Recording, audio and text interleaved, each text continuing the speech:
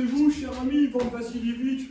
Que je suis heureux. Quelle bonne surprise, mon petit.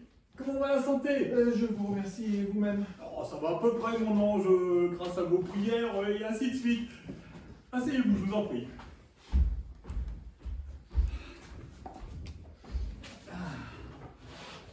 Ce n'est pas très gentil d'oublier ses voisins, mon trésor, hein?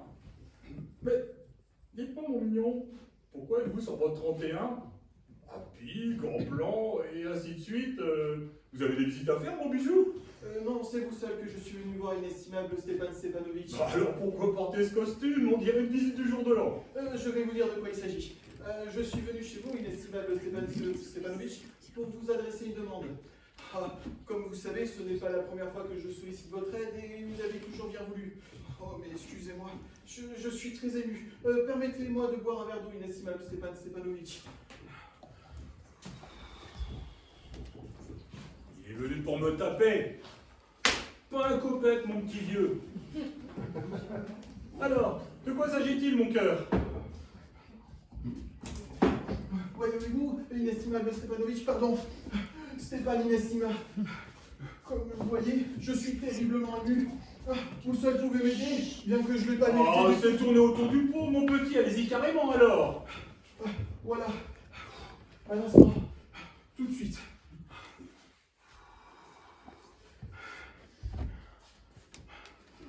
Je suis venu vous demander la recette du louèche pour 6 convives.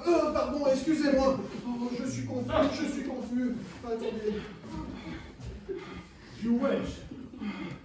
Je suis venu vous demander votre fille, Natalia Stepanovna. Mon petit cœur, Ivan Vassilievitch. Répétez-moi ça, je n'en crois pas mes oreilles. J'ai l'honneur de... Très cher ami, que je suis donc heureux. Il y a si longtemps que je souhaite cette union. Voilà bien mon rêve le plus cher. Et puis, je vous ai toujours aimé, mon ange, comme mon propre fils, et ainsi de suite. Oh, que Dieu vous accorde à tous deux amour, entente, et ainsi de suite. Oh, pour ma part, j'ai toujours espéré, oui. Mais qu'est-ce que j'ai resté planté là comme un imbécile? Parole, la joie me fait perdre la tête. Que je suis donc heureux. Oh, je cours chercher Natalia, et ainsi de suite.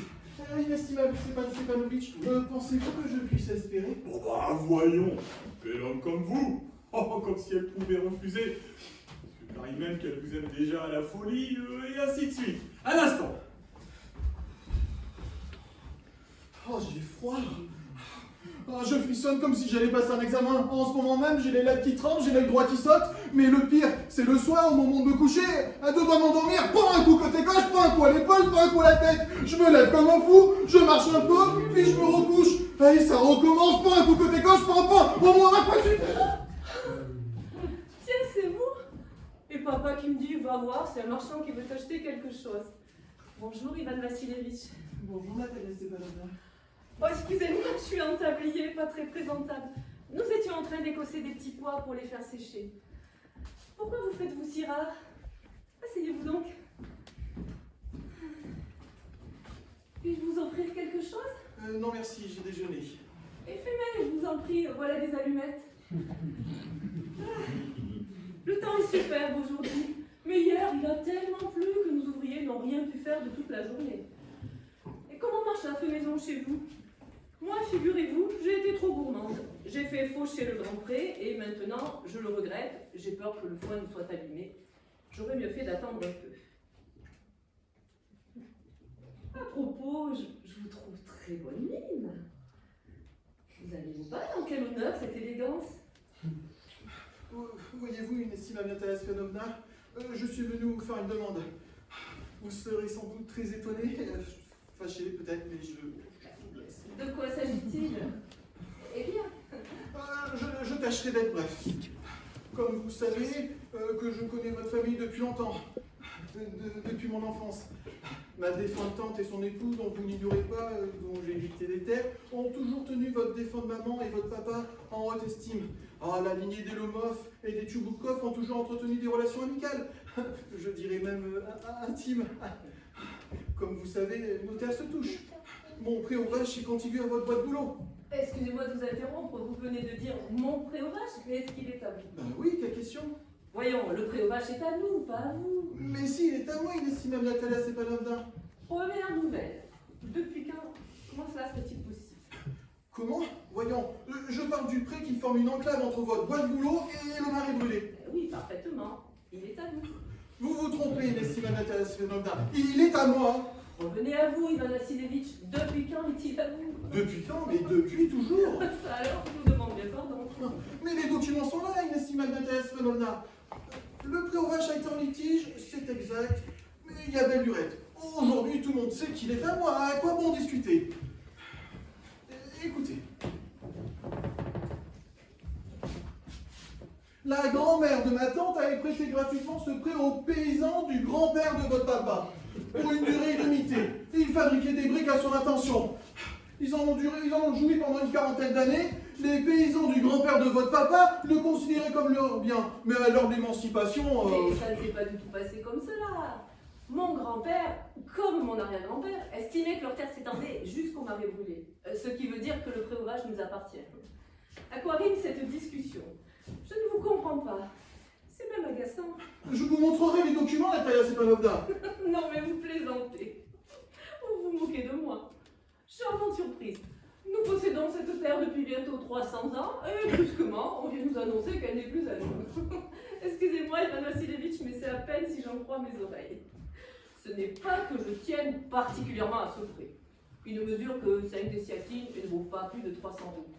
Mais c'est l'injustice qui me révolte. Vous pouvez dire ce que vous voudrez, je ne supporte pas l'injustice. Mais écoutez-moi, je vous en supplie, comme j'ai eu l'honneur de vous le dire, les paysans du grand-père de votre papa fabriquaient des briques à l'intention de la grand-mère de ma tante. Grand-père, tante, grand-mère, quel charabia! Le pré aux vaches nous appartient. Un point, c'est tout. Non, il est à moi. Pas vrai, il est à nous. Vous pouvez discuter pendant l'éternité, revêtir 36 fracs si ça vous plaît. Ce prêt est à nous et à nous.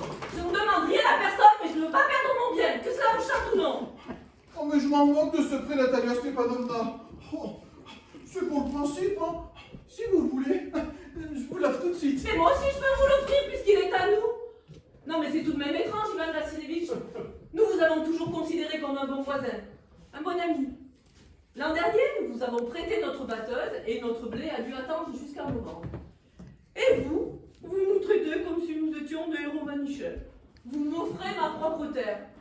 Excusez-moi, mais ce n'est pas se conduire à bon voisin. À mon avis, c'est de l'insolence tout simplement. Vous me prenez pour un usurpateur? Mademoiselle, sachez que je n'ai jamais volé la moindre terre à autrui. Et quiconque m'accusera aura des nouvelles. Ce prêt m'appartient. Non, il est à nous. À moi. À nous. Et pour vous le prouver, je ferai faucher ce prêt aujourd'hui. Comment?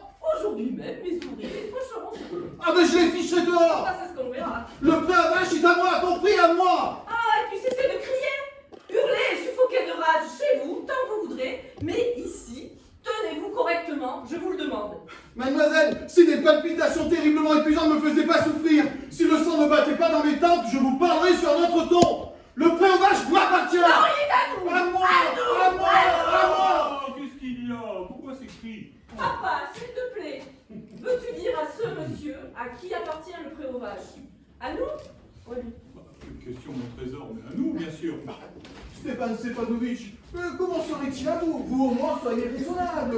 Oh, la grand-mère de ma tante avait prêté gratuitement ce prêt aux paysans de votre grand-père. Ils en ont joui pendant une quarantaine d'années et le considéraient comme leur bien. Mais à l'heure de l'émancipation... Oh, permettez mon bijou, vous oubliez un détail.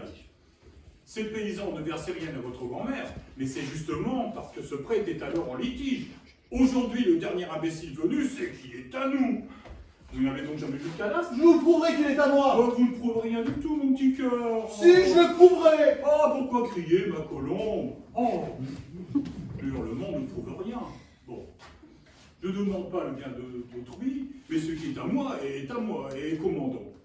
Et puis ici, c'est comme ça, mon mignon. Ce prêt que vous me chicanez, bah, plutôt que de vous donner, bah, j'en ferai cadeau au Moujik, voilà. Ça alors, de quel droit ferez-vous cadeau d'une terre qui vous appartient pas? Eh ben, ça me regarde.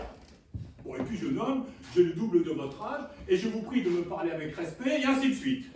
Non mais vous me prenez pour un imbécile, vous vous payez ma tête, ma parole. Ah, vous dites dites que cette terre est à vous et par-dessus le marché, il faudrait que je reste calme et poli. C'est un peu fort. Le bon voisin n'agisse pas ainsi, Stéphane Stépanovic. Non, vous n'êtes pas un bon voisin, mais un usurpateur. Comment, monsieur, qu'avez-vous dit? Papa, il faut envoyer tout de suite nos faucheurs. Qu'avez-vous dit, monsieur? Le prêt nous appartient, je ne céderai jamais, jamais, jamais. C'est ce qu'on verra, le tribunal vous prouvera le contraire. Oh, le tribunal. Eh ben, allez-y, monsieur. Le tribunal, le procès, ça vous démange. Vous êtes un chicaneur né comme tous les votes, pas d'exception. Je vous défends d'insulter ma famille. Il n'y a que des gens propres dans la lignée Lobov. Personne n'a dit d'habiter le quai d'autrui comme ce fut le cas de votre oncle. Chez vous étaient tous cinglés. Tous. Votre grand-père, il vivait comme un trou. Et Natasha Mikhailovna, la plus jeune de vos tantes, eh ben, elle a fichu le camp avec un architecte. Et ainsi de suite. Et vous, votre mère, vous battez, hein. Mon cœur, oh, des étincelles dans les yeux. Oh, Seigneur de l'eau. Votre père, un joueur, un goinfre. Votre tante, une cancanière. Oh, monsieur, non, c'est un sel. Oh, oh, où est mon chapeau? Vous êtes une vipère, un faucheton, un homme de rien, oui, monsieur. Non, c'est malhonnête, c'est infâme. Ah, voilà mon chapeau. Où est la sortie? Où est la porte? Ah, ma jambe. Et je vous interdis de remettre les pieds chez moi. Et allez donc porter plainte au tribunal. On verra bien. Bon, enfin, qu'il aille au diable. Quel monstre. Filez-vous voir mon voisin après cela. Oh, ce gredin, cet épouvantail à moineau. Quel misérable. Il vous vole votre terre et des insultes par-dessus le marché. Oh, et dire que cet énergumène, ce propre à rien, ose venir faire sa demande. Sa demande. Quelle demande? Bah, parbleu, il est venu pour te demander en mariage. Mariage? Moi? Oh, mais pourquoi me l'as-tu pas dit plus tôt? Mais c'est pour ça qu'il s'est endimanché, cette saucisse, là, cette espèce de macaque. Me demander en mariage? Moi? Oh, rappelle-le, rappelle-le. Mais rappelle-lui. Mais je me sens mal qu'on le rappelle. Mais qu'est-ce qu'il y a? Qu'est-ce qui te prend? Oh non, oh malheureux que je suis. Oh, je vais me faire sauter la cervelle, je vais me pendre. Oh, je suis à bout. Ah, je me sens mal, rappelle-le. Oui, c'est Michel. Oh, le bof. Comment on fait qu'on rappelle? Il arrive et ainsi de suite, que le diable l'emporte. Tu lui parleras quand moi je ne veux plus. Rappelle-le. Puisque je te dis qu'il arrive. Oh, quelle calamité pour un père, Seigneur, avoir une fille à marier. Oh, à se couper la gorge, un jour je le ferai. Oh. Nous avons insulté cet homme. Nous l'avons injurié, chassé, et tout cela par ta faute. Non, par la tienne. Oh, bien sûr, c'est toujours moi le coupable. Ah bah, tu n'as qu'à te débrouiller avec lui.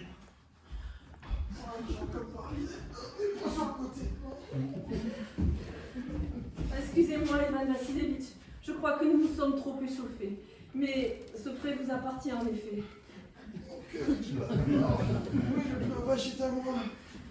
Mais oui, il est à vous. Mais asseyez-vous donc.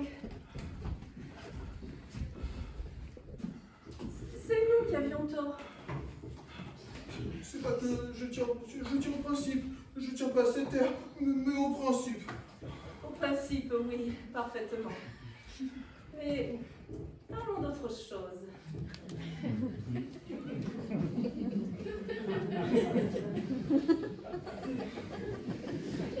Je possède des preuves, hein. La grand-mère de ma tante a prêté gratuitement au paysan du grand-père de votre papa. Ah, c'est bon, n'en parlons plus. Je me demande par où commencer. Irez-vous bientôt à la chasse? Oui, à la chasse au coq de bruyère, inestimable Nathalie Spanovna. Oh, je pense, après la boisson. Oh, vous savez pas, il m'est arrivé une tuile. Mon Nougadaï, vous le connaissez? Il s'est mis à boiter. Oh, quel malheur! Et pourquoi donc? Ah, si je le savais. Il y a peut-être une entorse ou des chiens l'auront mordu. D'autant plus, c'est mon meilleur chien de chasse. Et le prix qu'il coûte, je l'ai payé à 926 roubles. C'est beaucoup trop cher, merci Lévitch. Ce n'est pas mon ami, au contraire. C'est un chat merveilleux. Papa a payé son Octacaille 85 roubles. Et votre Gadaï est loin de le valoir. Mon Nougadaï ne veut pas votre Octacaille. Mon Nougadaï ne veut pas Octacaille. Bien sûr, Octacaille est un chien encore jeune, ce n'est pas un chien adulte, je vous l'accorde. Mais pour les formes, vous ne trouverez pas son pareil. Même pas chez vos chats d'esquisse. Permettez, Natalia Stepanovna, mais vous oubliez quelque chose. Sa mâchoire inférieure est plus courte que sa mâchoire supérieure. Il ne vaut rien pour attraper le gibier, hein. Première nouvelle. Je vous l'affirme. Vous avez donc mesuré sa mâchoire? Oui, je l'ai mesuré. Pour suivre le gibier, ça va. Bon, alors pour l'attraper... D'abord, notre Octacaille a de la race. Et il possède un pédigré. C'est le fils de Zapricaille et de Stameska. Mais votre cabot, on ne sait pas d'où il sort. Il est vieux et vilain comme une pauvre rosse. Tout vieux qu'il est, je ne l'échangerai pas contre cet Octacaille. Aucune comparaison. Hein, mon Ougadaï est un vrai chien de chasse, lui. Ridicule de discuter. Hein, des Octacailles, on en trouve 13 à la douzaine chez n'importe quel marchand. 25 roubles, voilà tout ce qu'il vaut. Mais quelle mouche vous pique, Ivan Vassilevitch? D'abord, vous affirmez que le préovage vous appartient, et maintenant, Ougadaï est plus beau qu'Octacaille. Je n'aime pas qu'on dise le contraire de ce que l'on pense. Vous savez parfaitement qu'Octacaille vaut 100 fois votre stupide Ougadaï.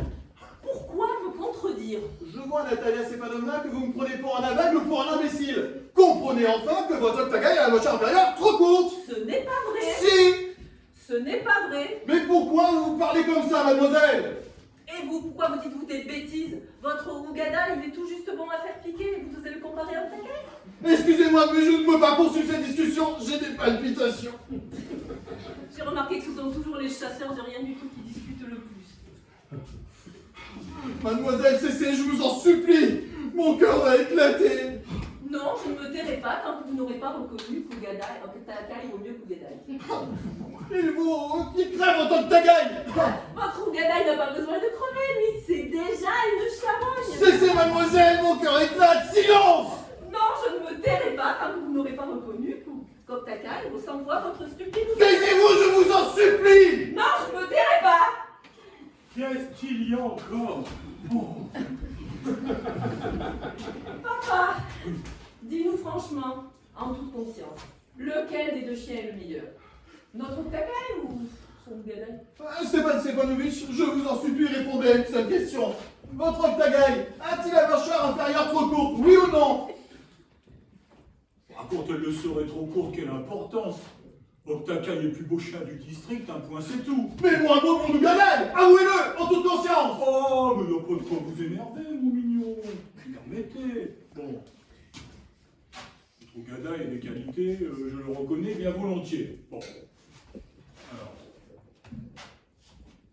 Il est de race, de bonnes pattes, blanche ronde, et ainsi de suite.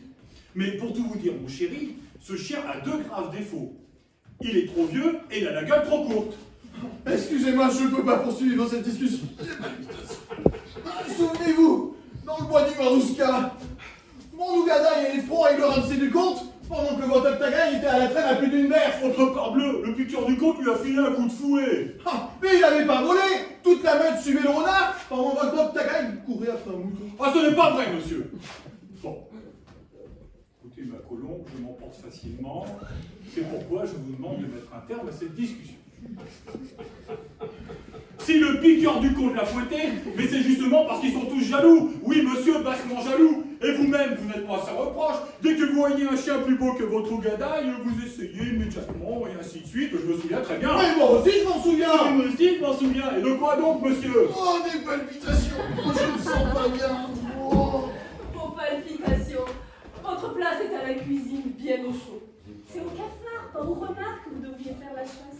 Vos palpitations. Si encore vous étiez un vrai chasseur, avec vos palpitations, vous feriez mieux de rester à la maison, plutôt que de vous trimballer sur une selle.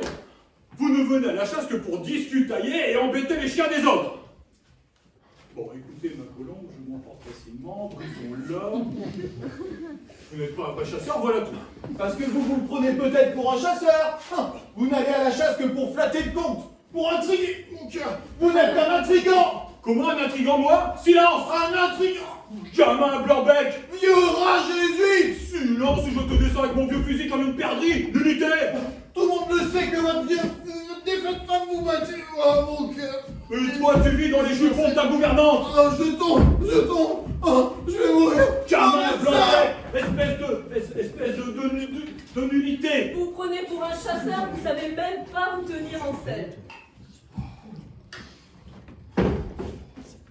Papa, qu'est-ce qu'il a? Papa, regarde-le, papa. Ivan Vassilevitch. Je me sens mal. Ivan Vassilevitch. Il est mort. Ivan Vassilevitch, il est mort. Mais qu'est-ce qu'il y a? Qu'est-ce que tu as? Comment vous faites, Ivan Vassilevitch? Il est mort. Il est mort. Un docteur, un docteur. Oh, Mais qui est mort?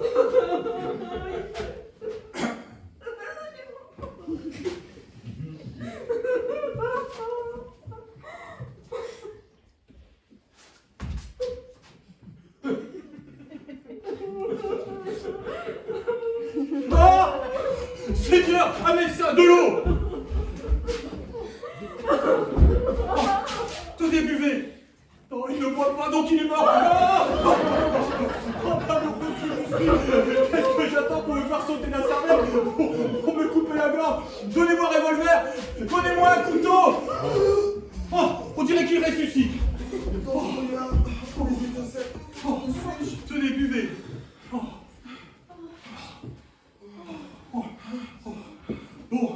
Bon alors, mariez-vous plus vite, elle est d'accord, et ainsi de suite, et que le diable l'emporte.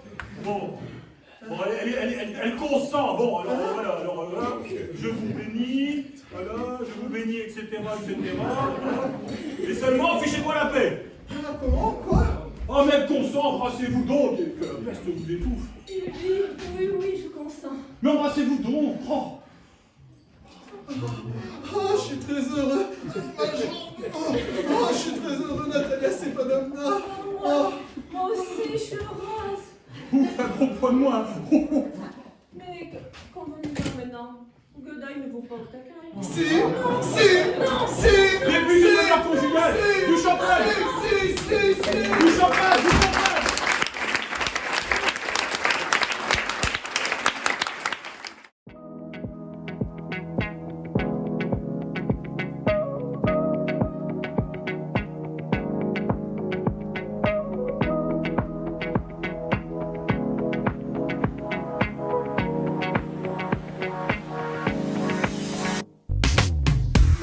We'll be right back.